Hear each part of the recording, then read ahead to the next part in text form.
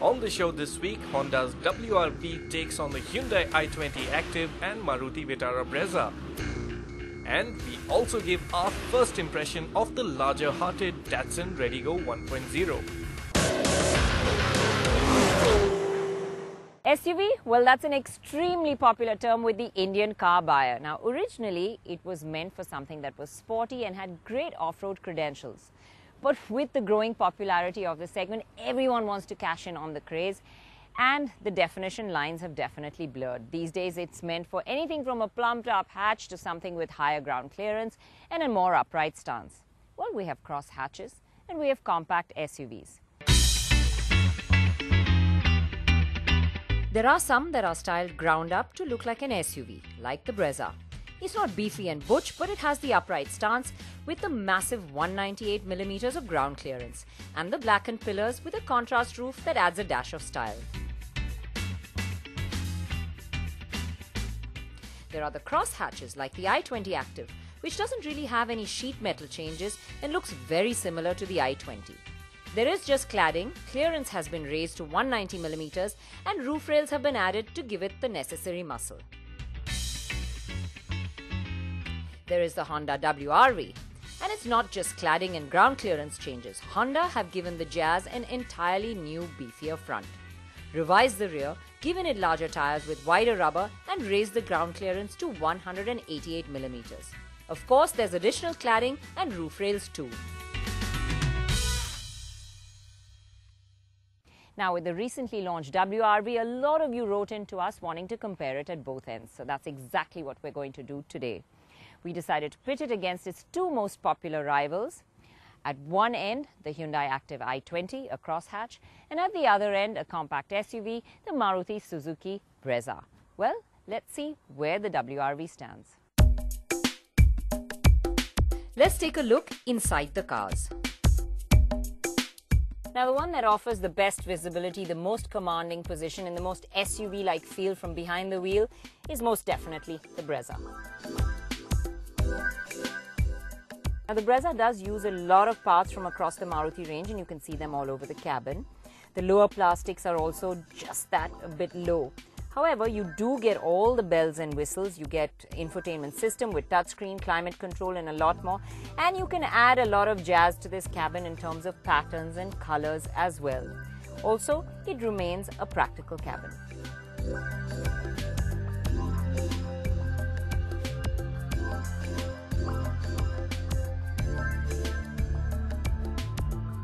The i20 Active 2 has the bold color combos that are quite zany, and there is a new touchscreen infotainment system. For the rest, it's pretty much like the i20 on the inside. Quality levels, though, are a notch above the other two cars, and in this comparison, it offers up quite a premium feel.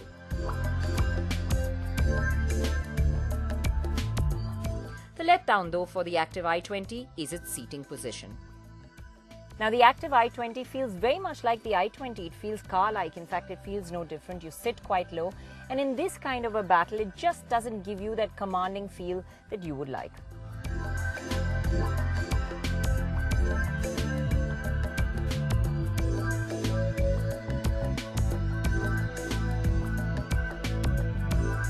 Now, the WRV has done more than the Active i20 to feel the part. You do sit much higher, you get a better, more commanding view of the road, and visibility in general is good.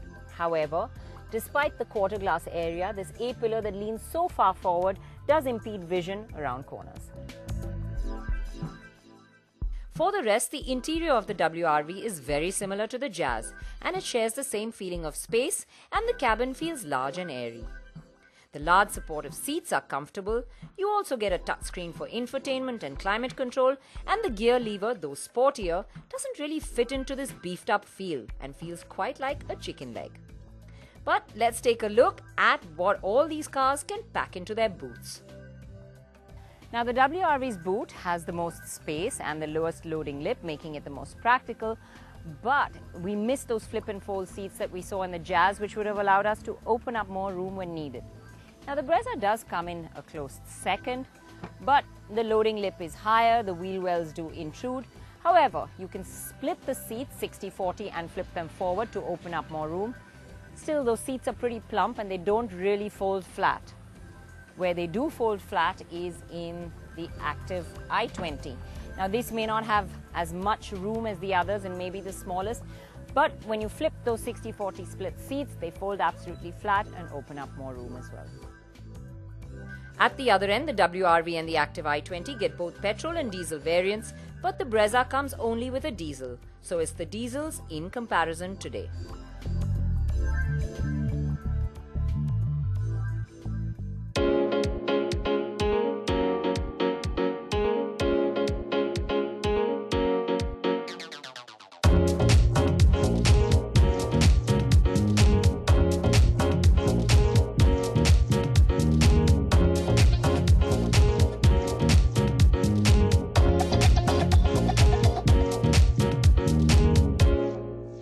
Let's begin with the newest entrant, the WRV. Now the WRV's engine is a familiar one. We've heard it in the Jazz, yes, heard it. And we hear it here now as well. It is quite noisy. However, it is better and quieter than the Brezza, and refinement levels have improved a bit.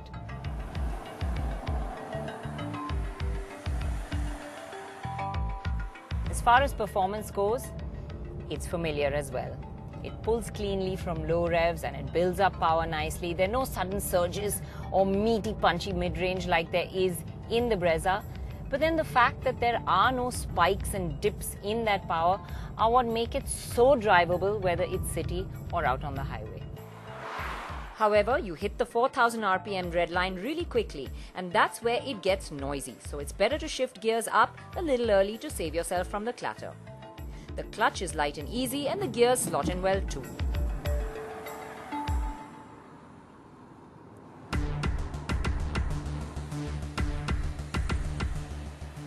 Now, moving to the Brezza, though it makes the same amount of torque as the WRV, it feels entirely different out on the road.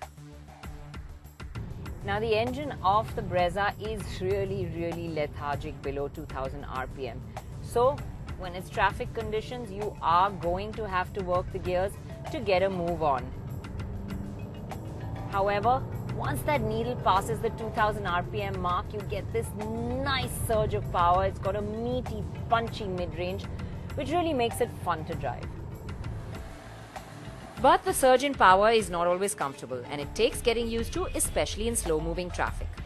This is because the lack of power under 2000 means you really have to extend your foot to get it going, and then it suddenly surges ahead. However, when you get to a slightly more open stretch, the Brezza's engine really feels good. And you can pull this engine all the way to that 5000 RPM mark, but as you can hear, it gets extremely noisy. So if you want to save yourself from that sound, it's better to short shift. Now, the WRV may have been noisy, but the numbers on our sound testing equipment threw up the fact that the Brezza's Fiat source diesel is even noisier.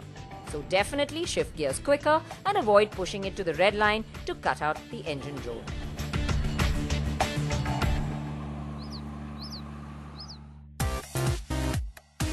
On that front, the winner is the Active i20 with the most refined engine. And as far as performance goes, it takes middle ground. The Active i20 sits somewhere in between the WRV and the Brezza. It isn't quite as responsive as the WRV is at lower RPMs, but it's definitely better than the Brezza as far as that is concerned. However, it doesn't have the punchy mid-range that the Brezza has.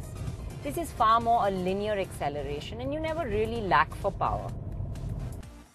Though it's not as energetic as the WRV at lower RPMs, it still does pull even below 1800 RPM. After which you do get more power, but there are no sudden surges. Also, there is no real point in pushing the Active i20 to the red line. But it's not because of sound in this case, it's because the power tapers off quite quickly and you won't really get much after a point. So all three of them are better driven a notch down, but surprisingly, the Hyundai is the quickest in 4th and 5th, and that's due to the shorter gearing. The Brezza is as expected the strongest in 3rd gear, and there's very little difference in the 0 to 100 times of each of the cars.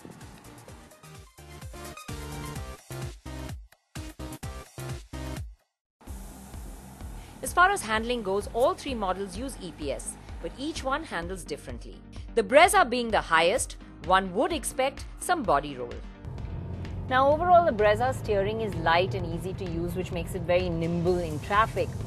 But as you pick up the pace or you go a little quicker, there is a certain amount of slack which just doesn't give you the kind of feel or confidence you would like from behind the wheel. Despite the disconnected feel, the Brezza handles quite tidily, and along with the free revving engine, it actually offers up a fun drive.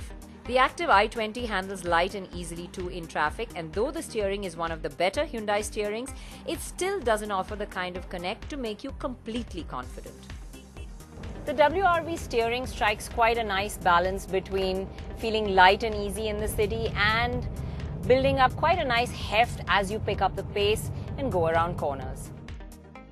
It's the one that gives you good feedback and a sense of confidence better than the other two. It also tucks into corners neatly and feels stable and planted on a highway. But if you're opting for what is a compact SUV or a crosshatch, one would imagine there are more important things than just the way it drives. You would probably be thinking of fitting the family into the back and their comfort. Now the backseat of the WRV is really the most comfortable place to be. Firstly, in terms of space, it's got the most leg room. 3 can fit into this bench really nicely, easily, lots of glass area, and the sunroof opens up a lot of room and you sit nice and high. The seats themselves too are very comfortable. But it's not only in terms of space, it's in terms of ride quality as well. The WRV actually has the best ride quality. It's got this nice softness and pliancy at low speeds that just shuts out all the bumps and potholes, and even as you pick up the pace, it's quite flat and composed. The Active i20 rear seat is at best for 2, and it really doesn't match up to the others on space. And although low-speed ride is fairly good, when you pick up the pace, you will find yourself bouncing about in this back seat more than the others.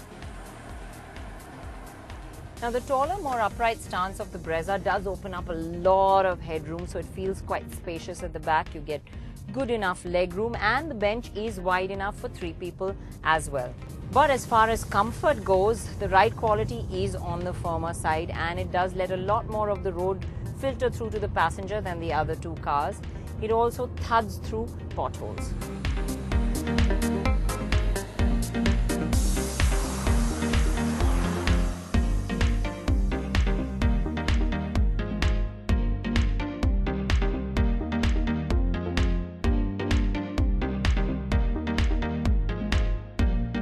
Now, if this were a straightforward battle and I had to pick one winner, I would pick the WRV, and here's why. It is the most spacious of the lot, whether we're talking about the interior or the boot. It comes well equipped, it has a nice cabin, and there's the fact of the performance. Now, it may not be as punchy as the Brezza, but it definitely does well city or highway. But unfortunately, this isn't a straightforward comparison, and we're actually looking at, is it a good crosshatch or does it come well into compact SUV territory? Let's take the crosshatch battle first. The Active i20 has the more premium interior, it is the more refined engine. But other than that, the WRV trumps it on every single count. And even as far as looks and appearance goes, it definitely is more plumped up and looks more the part of a crosshatch. But does it take it far enough to fall into compact SUV territory?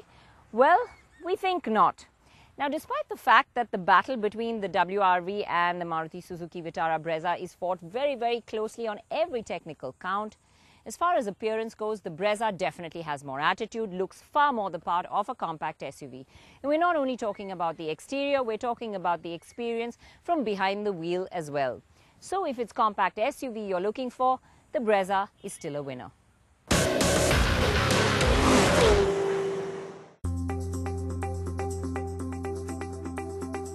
When we drove the Datsun Redigo for the first time, we frankly came away unimpressed by the car's 54 HP 800cc engine. We found power delivery to be jerky, performance to be dull, and refinement simply disappointing. What the Redigo was crying out for was a better engine. And the wait could be over. This is the new Redigo 1.0, and it comes powered by a 999cc engine that makes a stronger 68 HP and 91 Nm. It's the same engine that powers the Datsun's cousin, the Renault Kwid 1.0. and immediately the Redi-GO 1.0 feels a lot better than the 0.8 version. Starting out in the Redi-GO 1.0, it's a lot smoother than the 0.8. That low speed hesitation, that little bit of jerkiness is pretty much gone. Into third gear already, and drivability has also improved tremendously. While we haven't put the Redi-GO 1.0 to the test, performance feels significantly better. What the 1-litre engine has given the Redi-GO is well more go. It's more responsive and builds speed in a far more smoother manner. But is it an exciting engine? Well, you wouldn't call a non-turbo, naturally aspirated 1-litre 3-cylinder engine exciting, and this one really isn't. But the Autocar's engine feels zingier, happier to rev, and generally peppier than the Redi-GO's unit. But if not for performance, the Redi-GO should deliver on fuel economy. Datsun has revealed an ARAI tested fuel economy figure of 22.5 kpl. For reference, the Redi-GO 0.8 delivers 22.7 kpl, the Autocar returns 24.07 kpl, and the Quid 1.0 delivers 23.01 kpl ARAI tested fuel economy. In general, viewed as a city car, the Redi-GO works well. What helps is that the clutch is light to use. The gearbox on our test car required a bit of effort, but the car wasn't running fully, so I expect gear shifts to be smoother in general. There will be an AMT version in the future, but expect that to come only in 2018. Where the Redi-GO still doesn't shine is in the area of refinement. The Redi-GO runs a 3-cylinder engine, and like other 3-cylinder engines, it does get quite thrummy when you really extend it. The problem with the Redi-GO is that generally noise insulation is really basic, so you can always hear the engine, you can always hear road noise, and when you build speed there's also plenty of wind noise. In fact, noise levels are quite high, and just to cover up the ambient noise in the background, I have to really shout into the mic so that you can hear me. Elsewhere, there's not much else new to talk about. Other attributes the Redi-GO 1.0 shares with the 0.8 model include its feather-light steering and long travel suspension.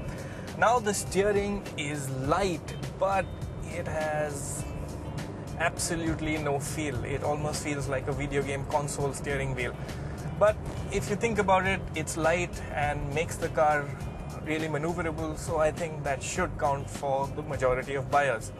As for the suspension, well, 185 millimeters of clearance is what you get. That is unladen ground clearance, which is really a lot. So you can take a few liberties over rough roads without the fear of the body touching the ground.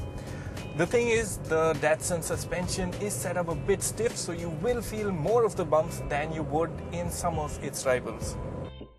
On the outside, the Redi-GO 1.0 shares its quirky tall boy design with the standard 0.8, and the only real difference is the 1.0 badge at the rear. There's a bit more to speak of on the inside.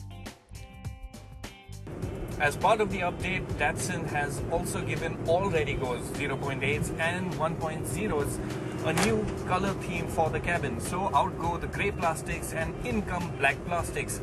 The advantage is that some of the lesser bits of the cabin, some of the panel gaps are better camouflaged in this darker shade, and also this is just a little bit easier to keep clean. As for the rest, you sit quite high up, so you get a fairly good view out of the front, although the A-pillar can be a bit of a hindrance at crossroads. What I do wish Datsun had given on this version of the car at least was a better sound system. I can live without a touchscreen, but a music system in today's day and age, not having Bluetooth, that's a bit of a downer. This is a bargain buy, so don't expect much. The only real addition in the Redi-GO is central locking and remote locking. The exposed metal on the doors looks quite cheap, and the static seat belts at the rear are just not in keeping with the times. Talking safety, top Redi-GOs do get a driver's side airbag, but there's no ABS. Sadly, rivals don't offer much either. The Redigo 1.0 will be launched in the top 2 variants, and we expect the car to cost about 20,000 rupees more than the 800cc version, with prices likely to range from 3.45 to 3.6 lakh rupees ex-showroom Delhi. The Redigo 1.0 could be significantly more affordable than its 1-litre rivals. To make the value proposition even stronger, Datsun will also offer reasonably priced service packages starting at 16,500 rupees that will cover the cost of routine service and consumables for 3 years and more.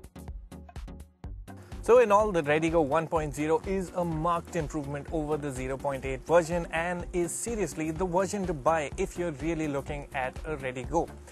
The question is it the best of the 1-litre budget hatchbacks to buy? I'm afraid it isn't. But that's only for the time being. What I feel is that Datsun has a strong base to build upon in the Redigo. A few more frills, a few more features, and a few more tweaks here and there, and it could finally be the Datsun rival to the Renault Kwid and the Alto that we've been wanting all along.